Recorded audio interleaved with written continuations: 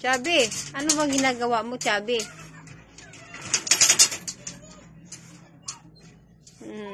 Nangihingi na kasi si Mingming na pagkain. Gusto niya kasi halikan si Mingming. Kaso namin makulit, nakakulong na pero nakakadina pa rin siya kasi minsan nakakalimutan kong isara yung pinto.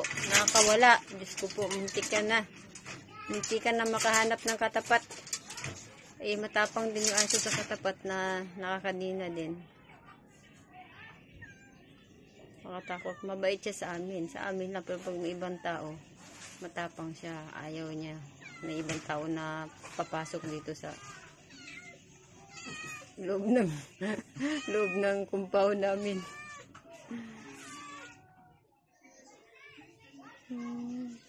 Gutom na kayo? Kakain din naman kayo eh. Ano ba naman kayo? Kakain din kayo. Intay-intay lang.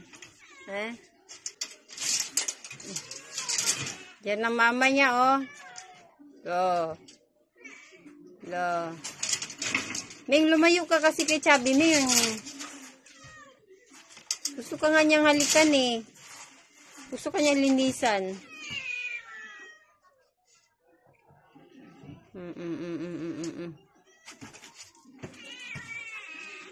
Wag mong hipuin yung mukha niya kasi may pigsa yan si Mingming sa mukha niya sa kabilang pisngi.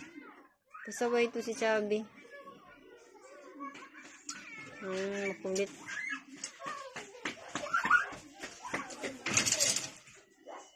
Makulit talaga eh. Makulit na siya baby na to.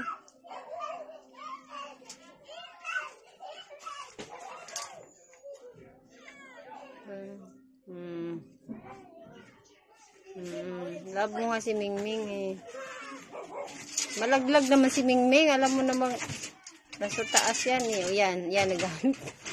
Ang kulit mo daw kasi talaga eh. Yung bibig ni Chubby parang nangungusap.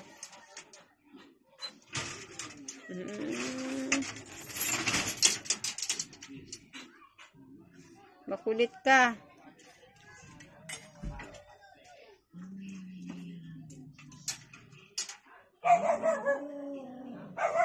Galit na yung matapang sa kabila.